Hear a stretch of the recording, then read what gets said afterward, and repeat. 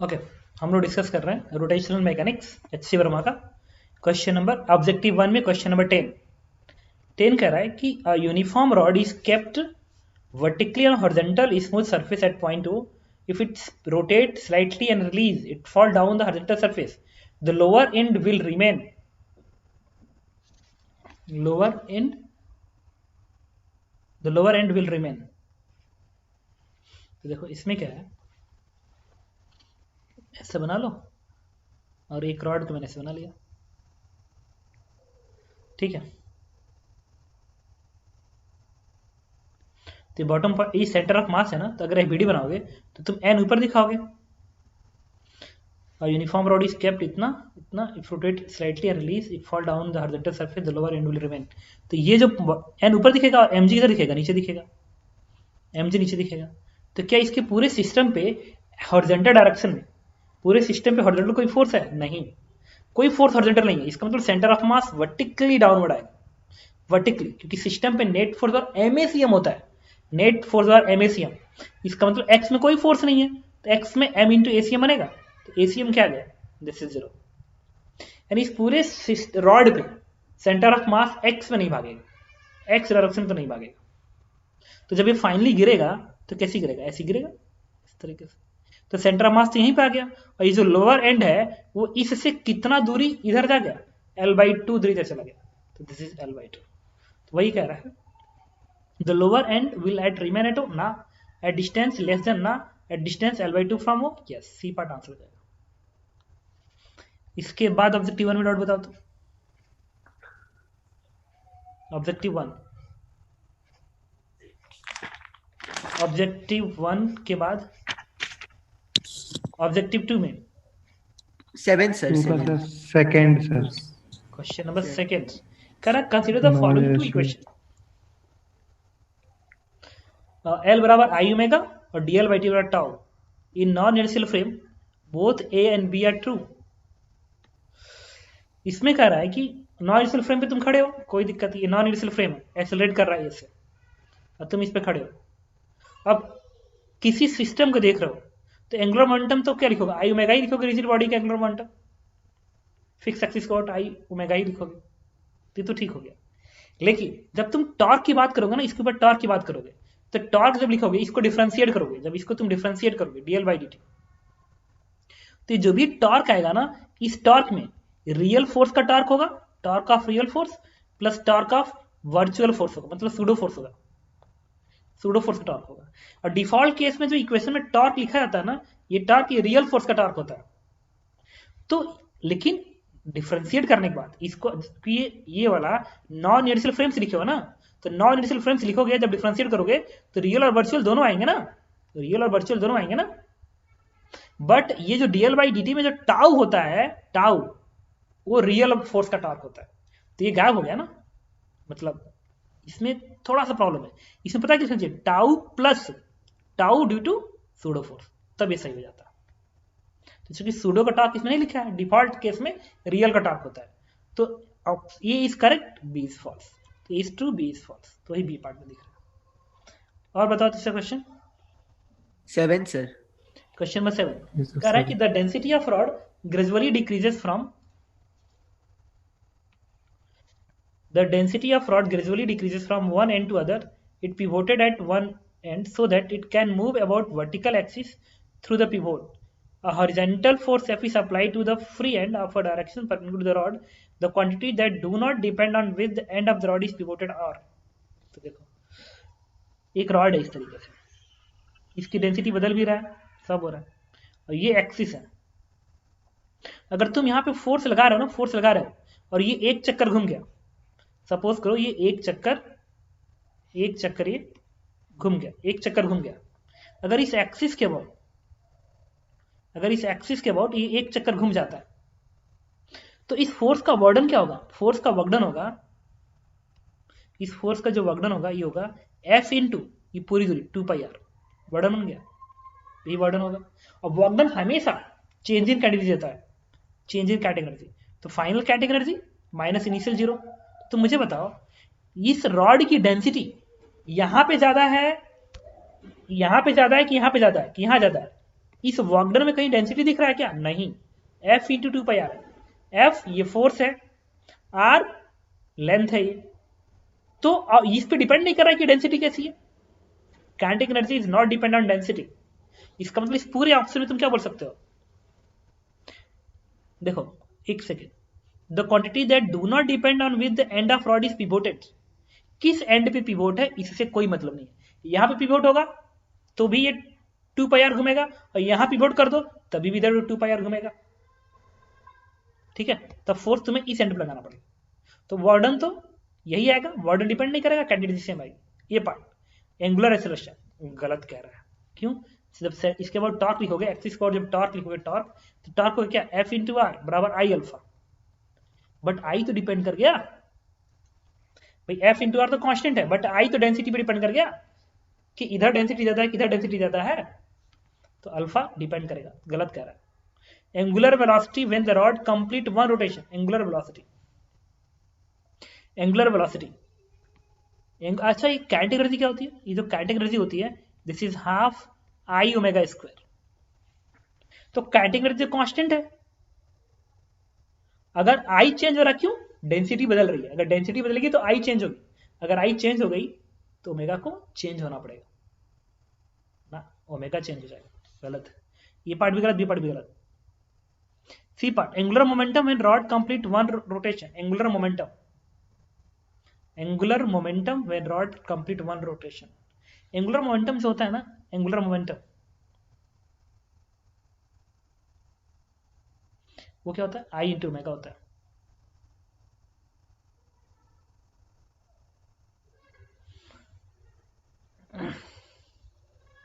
अच्छा D part तो confirm सही है, torque of the applied force, इसलिए भाई टॉर्क F इंटू आर होगा, डेंसिटी से कोई मतलब ही नहीं है। डी पार्ट से हो गया। C part, angular momentum and rod complete one rotation, one rotation. 7th signal correct है सर, 7th का ठीक एक है, ही आंसर दे डी रहा पार्ट सही है, लेकिन प्रॉब्लम है कि सी को तो वेरीफाई कर ले।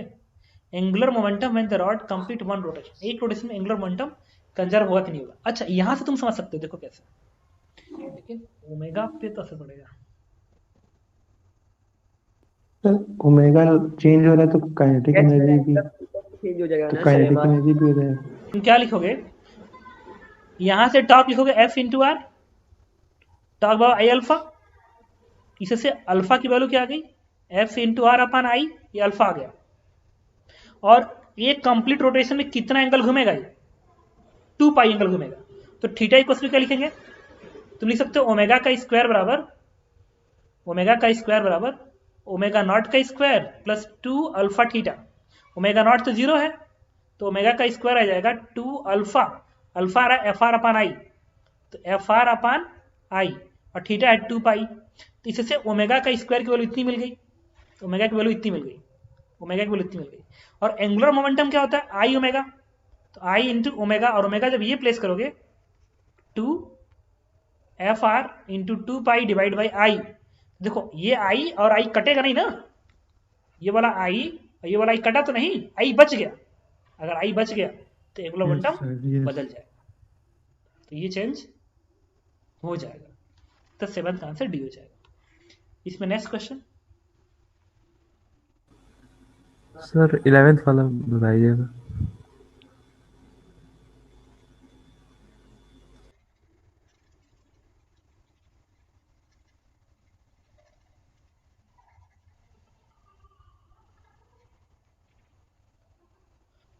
अरविंद कह रहा है कि sphere can not roll, sphere can not roll on smooth horizontal surface, smooth inclining plane, rough इतना इतना, can not roll.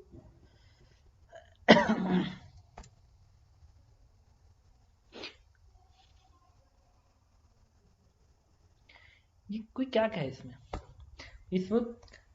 Sphere can not role, अब बाहर से फोर्स सर, लगा के वही। कि नहीं, ये इंपॉर्टेंट अपने आप में बन जाए। अगर फ्रिक्शनलेस सरफेस है यहाँ पे रोल क्यों नहीं कर सकता? अगर भी और ओमेगा में अगर मैं ये रिलेशन दे दूं v equals to R omega, तो रोल करता रहेगा। हाँ, और ये फ्रिक्शनलेस इंक्लाइन प्लेन, हाँ इस पे नहीं कर सकता। पता है क्यों? इस पे फ्रिक्शन चाहिए। जब इंक्लाइन प्लेन पे जाएगा ना, इंक्लाइन प्लेन पे, तो सेंटर के पास mg sin थीटा का फोर्स लग रहा है, तो इसका ACM आ जाएगा। तो ये सिर्फ एक्सेलरेट होगा और ओमेगा तो आएगा नहीं, क्योंकि फ्रिक्शन नहीं है ना। जब फ्रिक्शन नहीं है तो कोई इसको घुमा नहीं पाएगा। जब बॉटम पे फ्रिक्शन नहीं है तो इसको घुमाएगा कौन? कोई नहीं। क्यों? क्योंकि जो mg sin थीटा है उसके वजह से टॉर्क जीरो आ गया ना, और n की वजह से भी टॉर्क जीरो आएगा, और mg cos थीटा की वजह से भी टॉर्क जीरो आएगा। अब फ्रिक्शन है नहीं, इसका मतलब सेंटर ऑफ मास पर टॉर्क लिखोगे इंक्लाइन प्लेन पे तो अल्फा जीरो हो जाएगा। बट सेंटर ऑफ मास का एक्सेलरेशन g sin थीटा आ जाएगा ना। अब प्योर रोलिंग में क्या होता है? प्योर रोलिंग होता है a बराबर आर अल्फा। तो a तो नॉन जीरो है, अल्फा जीरो है, तो क्या ये होल्ड करेगा? नहीं।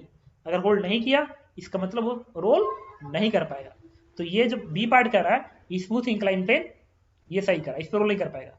रफ हॉरिजॉन्टल सरफेस पे कर सकता है, रफ इंक्लाइन पे कर सकता है।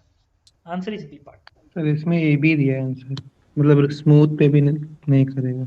नहीं, अगर भी इक्वल टू आर ओमेगा है पहले से तब। अच्छा, अगर कहीं से फोर्स लगा दिए ना तब नहीं चलेगा। अगर मान लो जैसे इंक्लाइन प्लेन पे तुमने क्या किया, ठीक है, अगर इंक्लाइन प्लेन पे तुमने एक स्फीयर को यहाँ पे रख के छोड़ दिया, छोड़ना इंपॉर्टेंट है, छोड़ दिया, तो अगर ये फ्रिक्शन लेस है तो रोल नहीं करेगा, रफ है तो रोल करेगा। रफ हॉरिजॉन्टल सरफेस पे कैसे रोल करेगा? रफ हॉरिजॉन्टल रोल कराने के लिए तुम्हें अलग से फोर्स लगाना पड़ेगा। तो अब ये प्रॉब्लम है कि फ्रिक्शन लेस हॉरिजॉन्टल सरफेस पे, स्मूथ हॉरिजॉन्टल सरफेस पे ये क्या रोल नहीं कर सकता। तो अगर तुमने बाहर से कोई फोर्स लगा दिया तो बॉटम पे फ्रिक्शन की जरूरत पड़ेगी ना, फ्रिक्शन की जरूरत पड़ेगी, फ्रिक्शन की। अगर वो नहीं मिला तब रोल कर जाएगा, नहीं तब रोल नहीं कर पाएगा, तब जाकर उसको ये पार्ट को तब देना पड़ेगा, अलग से फोर्स लगाना पड़ेगा।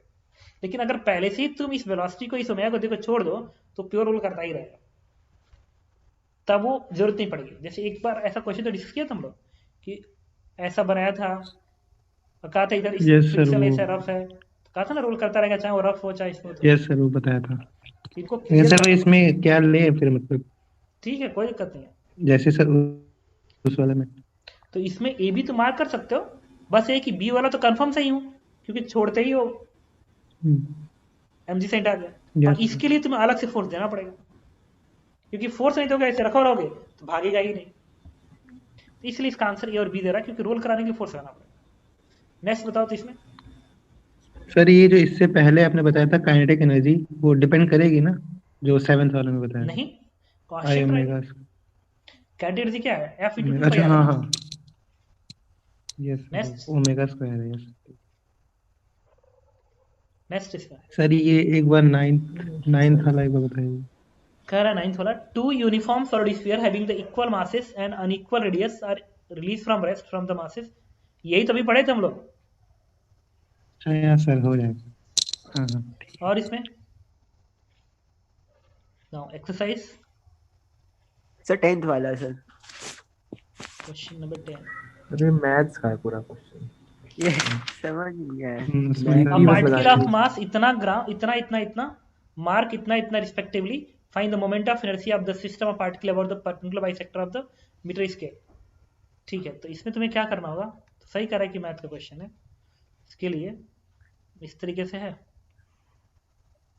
क्वेश्चन नंबर 10 बता रहा हूँ, और 1 1 पे है, 2 2 पे है, 3 3 पे है। तो ये ओरिजिन और 0 मार्क है। 1 पे 1 ग्राम है, 2 पे 2 ग्राम है, 3 पे 3 ग्राम है, 4 पे 4 ग्राम है, और ऐसे ही कितने मार्क तक है? 100 है, 100 पे 100 ग्राम है। अब बीच में कहीं 50 वाला होगा, तो पूछ रहा इसके अबाउट मोमेंट ऑफ इनर्शिया बताइए, बाइसेक्टर के अबाउट ना। ये सर परपेंडिकुलर ठीक, बाइसेक्टर। तो चलो देखो, इसके बगल में क्या होगा? 49 वाला मार्क होगा, और इसके बगल में क्या होगा? 51 वाला मार्क होगा। तो जो नेट मोमेंटम से लिखोगे आई बराबर, देखना इस 49 का इस एक्सिस के अबाउट, इस 49 की इस एक्सिस के अबाउट क्या लिखोगे? 49 इंटू, अब देखो इसको लिख रहा हूं, इस 49 इंटू ये दूरी 1 होगी ना, 49 मार्क के 50 मार्क, ये दूरी 1 होगी।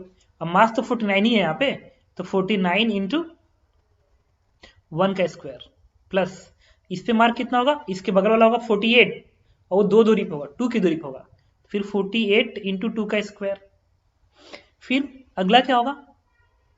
47 इंटू 3 का square, plus up to dot dot, ये इस जीरो पे मार्क, जीरो पे तो कुछ नहीं है, इस 1 पे आएंगे, तो 1 इंटू 1 मार्क का इससे दूरी, इस 1 मार्क का इससे दूरी, देखो कैसे आ रहा है, वो पता है कितना आएगा, ये 49 आएगा ये दूरी,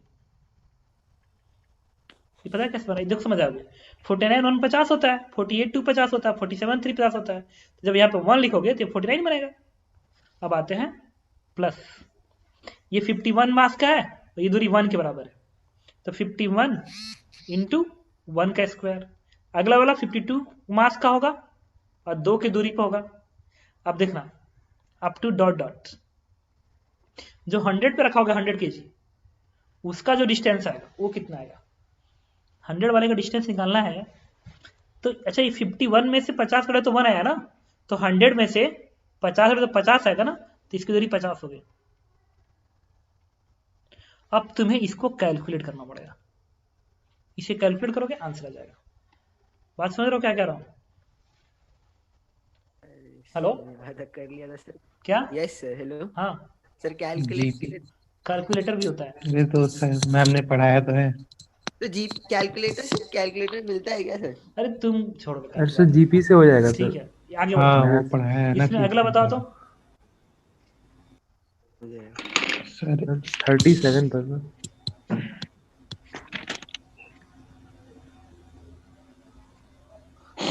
भाई 37 में क्या है, कह रहा है कि फाइंड द एसेशन of the block if it mass is इतना केजी, तो इसको क्या करो,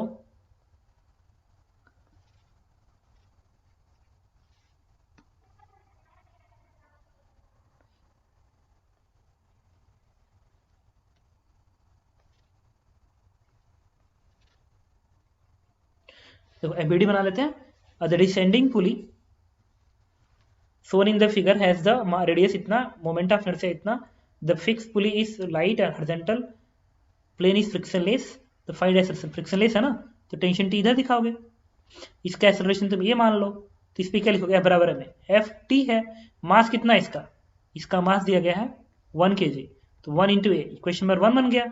अब इस पुली की वीडियो बनाओगे तो टेंशन टी ऊपर दिखाओगे और इसका वेट क्या दिखाओगे, डाउनवर्ड। इसका मास कितना दिया गया, इसका मास होगा मान लो एम इंटू जी लिख लिया।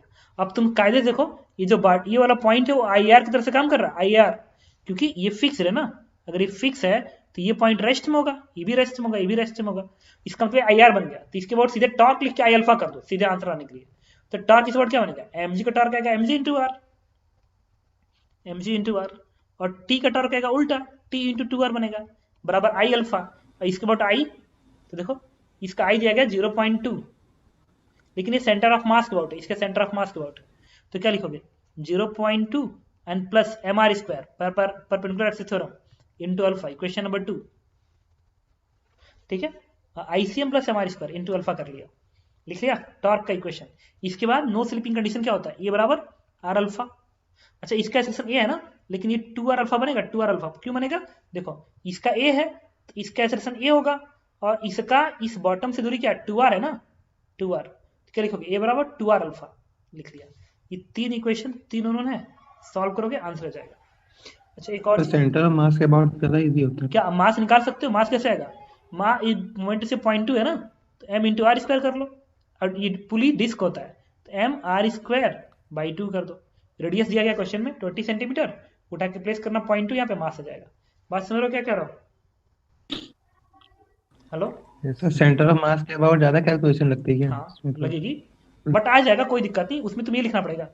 अब देखो ये तो ये वाला इक्वेशन तो रहेगा ही, इसके अलावा इस पे क्या लिखोगे, एम जी माइनस टी, और ये टी है तो इधर का टेंशन T1 लिखना पड़ेगा, तो माइनस T1 टेंशन, अब T1 एक्स्ट्रा आ गया देखो, बराबर एम इंटू एसीएम, इसके सेंटर मास एसीएम है, एसीएम, ये इक्वेशन नंबर तुम्हारा 2 बनेगा। इसके बाद अब सेंटर मास पर टॉर्क लिखोगे, तो घूम रहा है, ये ऐसे घूम रहा है, ऐसे घूम रहा है, ऐसे घूम रहा है, अगर ऐसे घूम रहा है तो इधर का टी ऐसे घुमाएगा और T1 उल्टा घुमाएगा, तो ये वाला उल्टा घूम रहा है ना, तो स्फीयर ऐसे भाग रहा है, ऐसे भाग रहा है, क्योंकि इधर की रस्सी फिक्स्ड है, तो ऐसे घूमेगा ऐसे, तो क्या लिखोगे T1 into R, T1 into R minus T into R, और mg का टॉर्क 0 आ गया, mg का टॉर्क 0 का सेंटर ऑफ मास के अबाउट बराबर आई अल्फा, और आई दिया गया क्वेश्चन में 0.2 इंटू अल्फा, क्वेश्चन नंबर 3, अब एक क्वेश्चन ये लिख लिया, क्वेश्चन लिख लिया। इसके बाद नो स्लीपिंग कंडीशन में एक तो ये बनेगा तुम्हारा, ये बराबर 2r अल्फा बनेगा, और एक 30 एसीएम के साथ बनेगा ना, तो एसीएम बराबर क्या बनेगा, आर अल्फा बनेगा। क्यों भाई, इसका जो एसीएम है वो तो आरी दूरी पे है, तो एक ये इक्वेशन बन गया। तो ये तुम्हारा एक एक्स्ट्रा इक्वेशन बन के आ जाएगा, और ये आपको यूज करना ही पड़ेगा, ठीक है। इसके बाद Yes, sir. नहीं समझ में आया क्या? आ गया सर। नेक्स्ट बताओ तो इसमें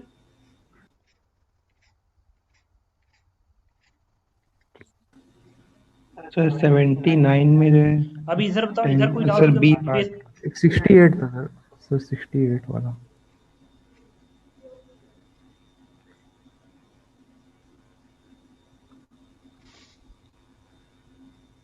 ये कोई क्वेश्चन देखो, इसमें कह रहा है 78 79। So a small spherical ball of mass m rolling down the loop track, the ball is released on the inner portion of vertical height h from the lowest point. The circular part shown has radius r. मतलब इसको h height से तुमने release किया, इसको तुमने h height से release किया, इसका रेडियस r है, और इसमें spherical ball of mass m rolling down, spherical ball है, इसका स्फीयर है, मास m का, ठीक है, और रोलिंग डाउन, प्योर रोल कर रहा है। ये part, find the candidate the ball when it is at a height of f when the radius vector theta, find the radial and tangential. इसमें बताना कौन सा, बताओ? B part sir. Find the radial and Yes, sir. Tangential Second. Acceleration of centre when ball is at a। जब ball a पे आएगा ना, यहां पे पता करता है, रुको, जब यहां पे आएगा तो सबसे पहले तो वेलोसिटी ऐसे होगी, तो पहले v निकाल ही लो, पहले v निकाल ही लो। क्या पूछा है, एक सेकेंड, बी पार्ट में पूछ रहा, find the radial and tangential acceleration of centre. अच्छा एक बात बताओ, अगर मैं यहाँ, अब प्योर रोल कर रहा है, यहाँ पे प्योर रोल कर रहा है, तो अगर इस कर्व को, इस वाले कर्व को मैं, इस वाले कर्व को ना, इस वाले कर्व को मैं बड़ा बना रहा हूं, बड़ा बड़ा बनाता हूं, तो ये स्फीयर है, इसको और थोड़ा सा बड़ा बना लो,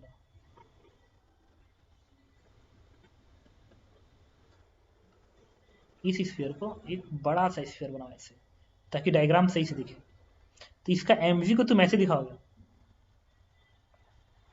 और जो यहाँ पे फ्रिक्शन होगा ना, वो यहाँ पे होगा, लेकिन IR की तरह से काम कर रहा है ना, IR की तरह से काम कर रहा है, तो इसके बाद टॉर्क लिख दो, इसी के बाद टॉर्क लिखो। इसके लिए तुम्हें एंगल निकालना पड़ेगा। ये जो थीटा है ना, ये थीटा हॉरिजॉन्टल से है इस लाइन का, मतलब इस लाइन का एंगल हॉरिजॉन्टल से थीटा है, तो पता है ये जो बनेगा ना, ये एंगल कितना आएगा, ये एंगल थीटा आएगा। पता है क्यों थीटा आएगा? देखो ये थीटा है, ये थीटा है, तो ये बनेगा 90 माइनस थीटा। आगे बढ़ा दो, अगर ये थीटा है तो ये बनेगा 90 थीटा, ये पूरा 90 है ना, तो ये क्या बनेगा, थीटा बनेगा। अब इसके बाद टॉर्क लिखो, इसके बाद टॉर्क, टॉर्क लिखो तो क्या आएगा, mg cos theta, mg cos theta into R, mg cos theta into ये परपेंडिकुलर दूरी r, क्योंकि साइन थीटा तो उसी से पास करेगा, जीरो आ जाएगा, फ्रिक्शन उसी से पास करेगा, टॉर्क जीरो आएगा, बराबर आई अल्फा। तो इसके अबाउट आई होता है, स्फीयर है ना, इसके बाद 2/5 एम आर स्क्वायर, अब parallel theorem M R square, तो बन जाएगा 2/5 M R square plus M R square, it is 7/5 M R square into alpha. इससे अल्फा की वैल्यू क्या आ गई, it is 5g cos theta upon 7 आ, ठीक है। तो अब इसका जो सेंटर ऑफ मास का एक्सेलरेशन बनेगा, दैट इज एसीएम, जो एसीएम बनेगा वो बनेगा आर अल्फा, तो एसीएम को मैं लिख लिया आर अल्फा, तो आर अल्फा करोगे इसमें दे जाएगा 5g cos थीटा अपॉन 7 आ गया। अब कह रहा है tangential acceleration, tangential acceleration and radial acceleration. अच्छा टेंजेंशियल एक्सेलरेशन कितना होगा, टेंजेंशियल एक्सेलरेशन यही है, यही तो टेंजेंशियल एक्सेलरेशन है, क्योंकि वेलोसिटी इधर है ना, एंड वेलोसिटी के पैरेलल जो एक्सेलरेशन होता है उसी को बोलते हैं टेंजेंशियल एक्सेलरेशन। तो ये तो टेंजेंशियल एक्सेलरेशन है जो कि मिल गया। अब बात करेंगे रेडियल एक्सेलरेशन। इसका सेंटर का जो रेडियल एक्सेलरेशन होगा वो इसके अबाउट घूम रहा है ना, सर्कुलर मोशन कर रहा है, इसके अबाउट सर्कुलर मोशन कर रहा है, इसका जो सेंटर है इसके अबाउट सर्कुलर मोशन कर रहा है, तो रेडियल एक्सेलरेशन होगा कितना, v स्क्वायर बाई आर। तो radial acceleration is v square by r, तो v स्क्वायर बाई आर, और r क्या होगा, इसका सेंटर का इस बड़े वाले एक्सिस से दूरी, तो कैपिटल आर है, ये स्मॉल आर है, तो बनेगा capital R minus small r. अभी v किससे आएगा, जो कैंडिडेट इसका निकाले हो, जब यहाँ पहुंचा तो इसकी जो कैंडिडेट आई होगी यहाँ से यहाँ तक वर्क करते तुरंत आई होगी, जो कि आई होगी कैंडिडेट इसकी work done by all forces. तो mg वर्क करेगा, तो mg इंटू ये दूरी ना, ये दूरी लिखना पड़ेगा, ये दूरी किससे आएगी, mg इंटू h में से घटाना पड़ेगा ये वाली दूरी, और ये जो दूरी होगी, ये दूरी मतलब ये दूरी, ये जो दूरी होगी बॉटम से, ये जो दूरी होगी ये है r, ये है r, तो बनेगा r साइन थीटा, एंगल के सामने साइन करा था r साइन थीटा, तो बन जाएगा r minus r sine theta. This is work done. Change in category, category half I omega square I C R के अबाउट, तो आई सी आर यही है ना, तो इसके अबाउट आई कितना आएगा 7/5, तो half I C R 7/5 mr square, half I into omega square. इससे ओमेगा स्क्वायर की तुम्हें वैल्यू मिल गई, ओमेगा स्क्वायर की जो वैल्यू आई m से m कट गया, ओमेगा स्क्वायर की वैल्यू आ गई आपकी कितनी 2, ये 10 है ना, तो बनेगा 10/7 g upon r square bracket में h minus r sine theta, ये ओमेगा स्क्वायर है, ठीक है। तो ये जो v होता है, v होता है r omega, v is r omega, pure rolling में v आर ओमेगा होता है, तो आर ओमेगा का square upon r minus small r, तो रेडियल एक्सेलरेशन हो जाएगा तुम्हारा r square upon capital R minus small r into omega का स्क्वायर, मतलब ये वाली वैल्यू तुम्हें प्लेस करनी पड़ेगी, तो आ जाएगी रेडियल एक्सेलरेशन, और ये है टेंजेंशियल एक्सेलरेशन। एक बार इसका आंसर चेक करो, इसमें ना हाफ आई में स्मॉल आर स्क्वायर लिखोगे ना, स्मॉल आर स्क्वायर देखो, ये स्मॉल आर स्क्वायर लिखोगे, इसका रेडियस ना स्मॉल आर है ना, बड़ा रेडियस कैपिटल आर है, ये तो स्मॉल आर है, ये सब कैलकुलेशन में यहाँ पे था, स्मॉल आर था तो यहाँ पे स्मॉल आर बनेगा, ये स्मॉल आर आएगा, ठीक है। तो जब आर अल्फा करोगे तो आर हट जाएगा, तो फिर एसीएम इतना बन जाएगा, ये तो ठीक है। फिर यहाँ पे आते हैं, रेडियल क्या होगा v square upon r minus small r, क्योंकि सेंटर जो है वो आर माइनस आर दूरी पे है, तो यहाँ तक तो सही चल रहा है। v क्या होगा r omega, r small r बनेगा, क्योंकि सेंटर की वेलोसिटी निकालेंगे इसके ओमेगा टर्म से, तो ये दूरी आई आर से लिया जाता है आर ओमेगा, तो आर ओमेगा का स्क्वायर अपान ये, तो ये हो गया तुम्हारा आर स्क्वायर अपान इतना। अब आते हैं यहाँ पे, इतना लिखा, ये स्मॉल आर स्क्वायर बनेगा, ये स्मॉल आर स्क्वायर बनेगा, तो जब डिवाइड करोगे तो यहाँ पर आ जाएगा स्मॉल आर स्क्वायर आ जाएगा, और जब इसको उठा के तुम यहाँ प्लेस करोगे ओमेगा स्क्वायर पे, तो ये आर स्क्वायर इस आर स्क्वायर को कट कर देगा। कुछ समझ रहे हो क्या कह रहा हूँ, हेलो? यस सर, तो यस सर। फिर आ जाएगा, समझ रहे हो ना? अरे आ तो रहा भाई, 10/7 रखोगे इसमें, आर नहीं आ रहा है? सर वो नीचे आर माइनस आर भी तो है ना सर, वो तो डिवाइड भी तो हुआ होगा, देखो ये आंसर की क्या मिस्टेक है, आर माइनस आर बनेगा, अगर इस आर को नेग्लेक्ट करोगे तब जाके आंसर मैच करेगा। उन्होंने क्या किया ना, सेंटर की दूरी माना उन्होंने इसके सेंटर से, ये कैपिटल आर मान कर रखा है, जबकि ऐसा नहीं है, ठीक है। इसके बाद इसका सी पार्ट देखो, सी पार्ट में कह रहा है find the normal force and friction force acting on the ball. Normal force and friction force, तो फ्रिक्शन फोर्स कितना काम कर रहा होगा इसके ऊपर, तो इसके ऊपर जो फ्रिक्शन फोर्स काम कर रहा होगा तो उसे निकालना है, तो mg कॉस्ट इधर काम कर रहा है, अब फ्रिक्शन को भी तुम इधर मान लो, इसके एबीडी में इधर मान लो फ्रिक्शन को भी, वो स्टैटिक फ्रिक्शन है, अपनी मन की मर्जी है किधर मारोगे और आंसर सेम आएगा।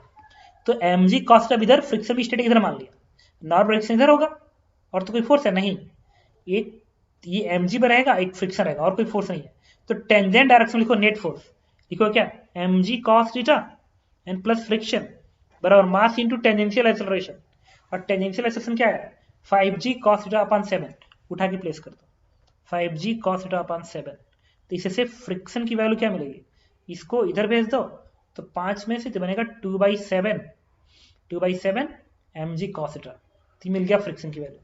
अब पूछ रहा है क्या कि नॉर्मल रिएक्शन कितना होगा, तो नॉर्मल रिएक्शन के लिए क्या करोगे, इस पूरे स्फीयर पे इस डायरेक्शन में n होगा ना, तो toward the centre net force बराबर MACM, तो toward the centre force equation लिखते हैं, तो toward the centre force equation लिखोगे तो एक तो आएगा n प्लस, ये जो mg का ये जो कंपोनेंट बनेगा साइन थीटा, ये जो mg है ना, ये तो n इधर है, और mg का ये कंपोनेंट साइन थीटा बनेगा, mg sine theta, mg sign theta, तो n plus mg sine theta बराबर m into centre of mass का एक्सेलरेशन रेडियल वाला। तो रेडियल वाला एक्सेलरेशन क्या है, रेडियल का एक्सेलरेशन ही है ना, ये वाला उठा के प्लेस करना पड़ेगा।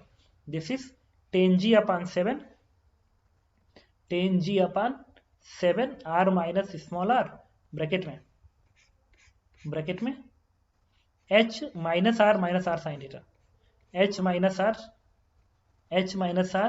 माइनस r साइन थीटा, और ये कैलकुलेट करोगे तो तुम्हें फिर आंसर दे देगा। एक बार इसको भी चेक कर लो। 79 के बाद